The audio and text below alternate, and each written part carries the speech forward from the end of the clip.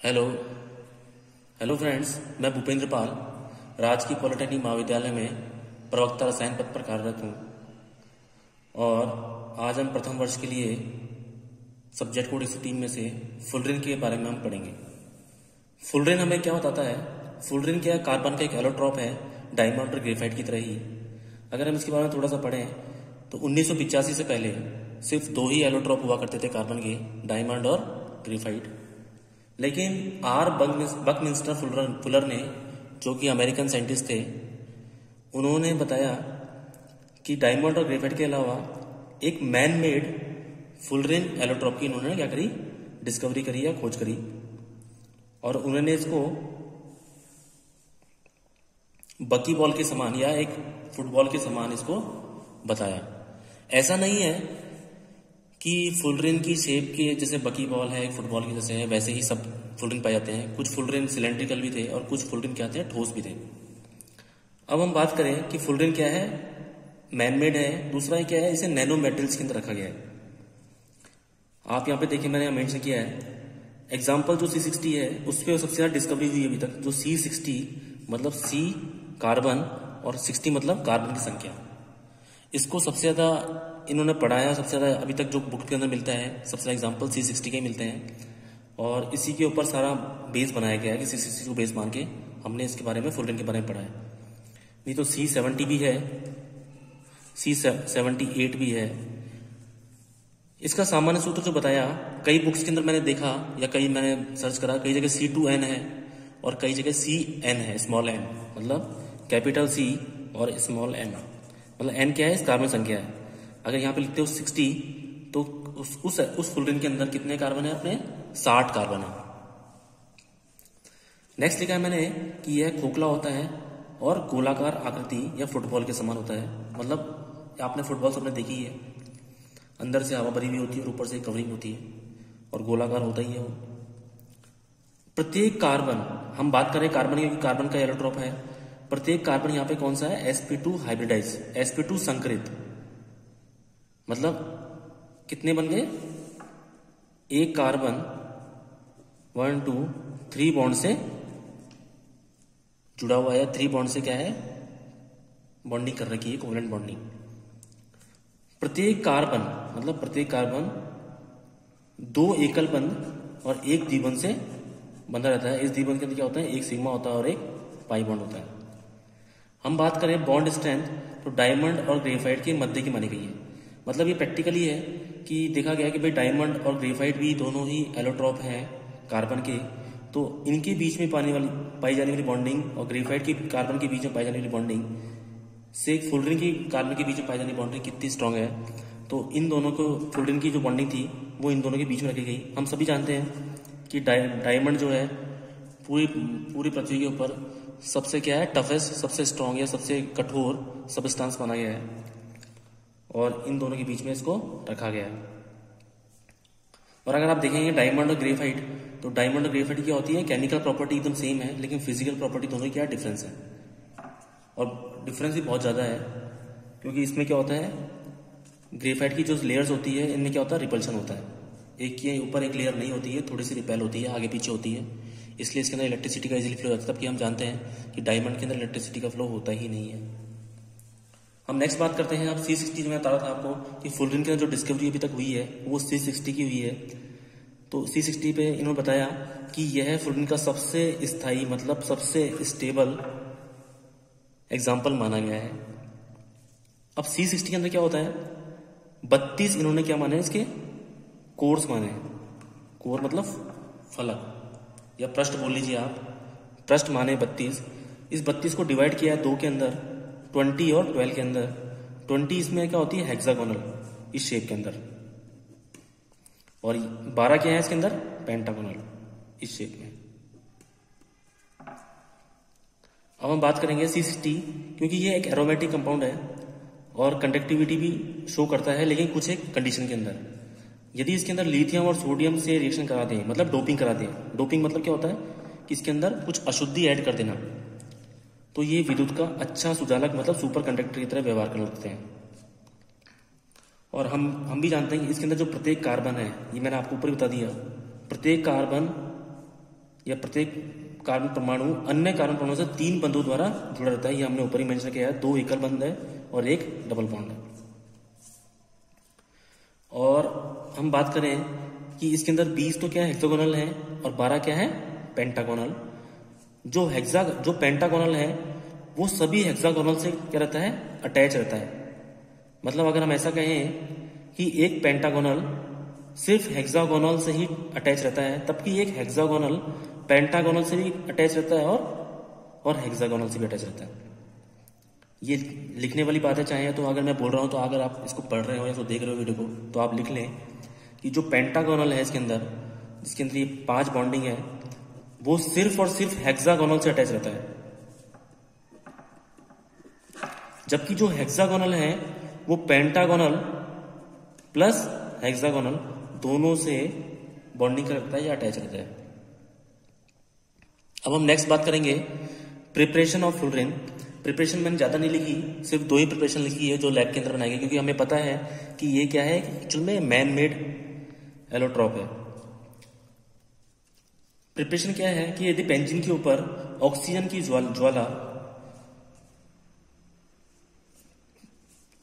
ज्वाला से रिएक्शन कराई जाए तो हमें कितना % फ्लोरीन मिलता है, सिर्फ 4% फ्लोरीन मिलता है। और अगर ग्रेफाइट के ऊपर 2 ग्रेफाइट, मेरे पास अभी दूसरा पेन नहीं है, मैं आपको दिखाता हूं। यदि 2 ग्रेफाइट की रॉड्स के ऊपर अगर उनको आपस में जोड़ा जाए, जैसे मान लो हमारे पास 2 बड़े बड़े पोल्स हैं या डंडे हैं और हम दोनों को एक पैरेलल रखें इस तरीके से, देखिए जैसे मैं पेन रखूं इस तरीके से, एक रॉड ये रही, एक रॉड ये रही, इन दोनों रॉड को ऐसा रखें और इसके इस वाले कॉर्नर पे और इस वाले कॉर्नर से विद्युत धारा का प्रवाह कराया जाए,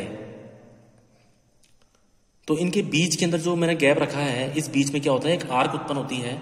इस आर्क को देखा गया तो फ्लोरीन पाया गया। समझ में आई बात आपको?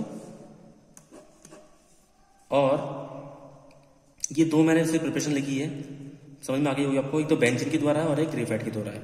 मतलब ग्रेफाइट, वही मैंने आपको कहा कि डायमंड और ग्रेफाइट के बीच में फ्लोरीन को रखा गया है। और हम सभी जानते हैं कि डायमंड के अंदर कोई विद्युत धारा, मतलब डायमंड क्या है, कोई रिएक्शन करता ही नहीं है, विद्युत धारा का प्रभाव होता ही नहीं है। ग्रेफाइट के अंदर हम रिएक्शन करा सकते हैं क्योंकि इसके अंदर क्या होता है, रिएक्शन कर सकता है और हम इसको विद्युत धारा का प्रवाह या लेजर का प्रवाह करा के हम इसको चेंज कर लेते हैं, फ्लोरीन में चेंज कर लेते हैं। अब इसकी बात करते हैं नेक्स्ट, प्रॉपर्टीज ऑफ फ्लोरीन की प्रॉपर्टीज क्या है।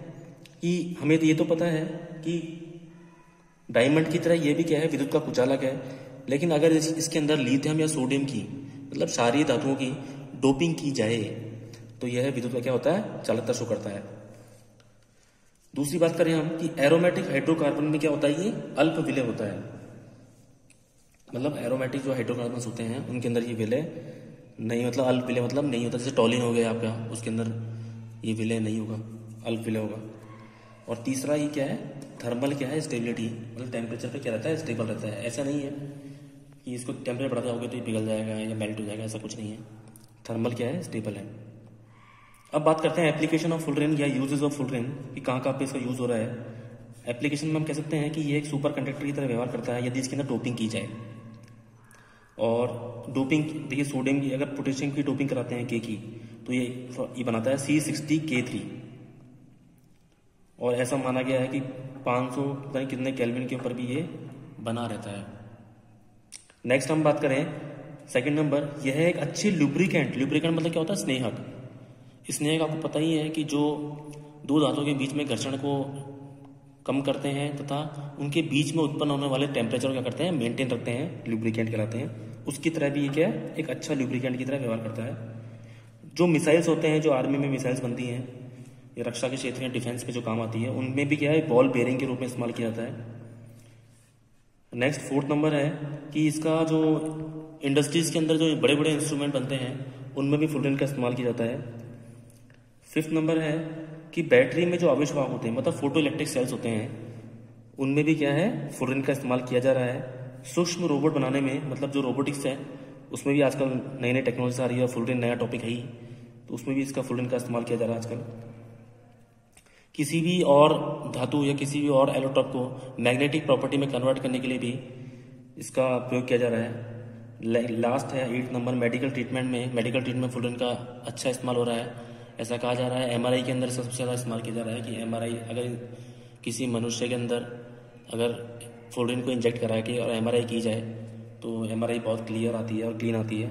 तो मेरे हिसाब से आपको समझ में आया होगा आज फ्लोरीन एक बहुत ही अच्छा टॉपिक है और बहुत ही सिंपल टॉपिक है और भविष्य के अंदर फ्यूचर का टॉपिक है। इसमें बहुत काम हो रहा है। अभी तक सिर्फ एक अच्छी तरीके से जो फ्लोरीन खोजा गया वो सिर्फ C60 है, आपके सामने मैंने लिखा हुआ है और मैंने सिर्फ इसी की बात करी है आपसे। मैं एक बार शॉर्ट में इसको आपको बता देता हूँ कि फ्लोरीन की खोज R. बकमिंस्टर फुलर ने की थी और उनके नाम के ऊपर इसका नाम क्या रखा गया था, फ्लोरीन रखा गया था। 1985 में इसकी डिस्कवरी हुई थी। एक्चुअल में ये मैन मेड था और नैनो मेटेरियल में इसको रखा गया है। C60 इसका सबसे अच्छा एग्जाम्पल है जिसपे सबसे ज़्यादा डिस्कवरी हुई है, जिसको बकी बॉल कहा जाता है। बकी बॉल मतलब होता है अमेरिका के अंदर, बकी बॉल मतलब होता है खोखला गोलाकार शेप जिसके अंदर हवा भरी हुई है, उसी तरीके की शेप पाई गई इसकी। सामान्य सूत्र जो था वो CN है, मैं यहाँ पे लिख देता हूँ बड़ा बड़ा CN। C यहाँ पे कार्बन है और यही N मतलब यहाँ पे क्या है, नंबर ऑफ कार्बन्स। जितने भी कार्बन्स हैं चाहे 60 है चाहे 70 है तो वो नंबर ऑफ कार्बन को रिप्रेजेंट कर रहे हैं।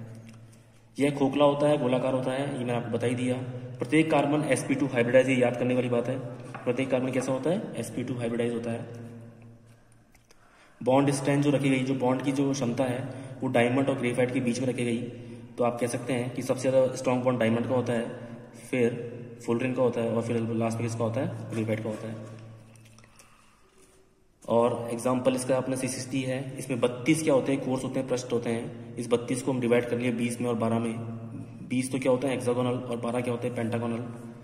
और हम बात करें कि ये एरोमेटिक होता है और कंडक्टिविटी शो करता है। कंडक्टिविटी तब शो करता है जब इसमें क्षारीय पदार्थों की लिथियम सोडियम पोटेशियम की क्या करते हैं, डोपिंग कराई जाती है। प्रिपरेशन आपको सामने लिख सकते हो आप, जब बेंजीन के ऊपर ऑक्सीजन की ज्वाला प्रवाहित की जाती है तो उसमें 4% फ्लोरीन की प्राप्ति होती है। सेकंड नंबर है आपका ग्रेफाइट के ऊपर उसको बिल्कुल रक्त तप करके उस पर लेजर रेस डाली जाती है तो उसमें फ्लोरीन की प्राप्ति होती है। प्रॉपर्टीज आप देख लीजिए कि ये क्या होता है, विद्युत का कुचालक है। सेकंड नंबर क्या है, एरोमेटिक हाइड्रोकार्बन में क्या होता है, अल्किल होता है, टॉल्यून हो गया आपका। और थर्मल स्टेबिलिटी शो करता है। यूजेस ऑफ फ्लोरीन में पहला क्या आता है, सुपर कंडक्टर है। सेकंड क्या है, ये सुपर कंडक्टर तब है जब इसके अंदर डोपिंग कराई जाती है। डोपिंग ये याद करने वाली बात है। सुपर कंडक्टिविटी तब शो करेगा जब ये डोपिंग है, नहीं तो उससे पहले क्या है, ये सिर्फ और सिर्फ क्या है, इंसुलेटर है, कुचालक है।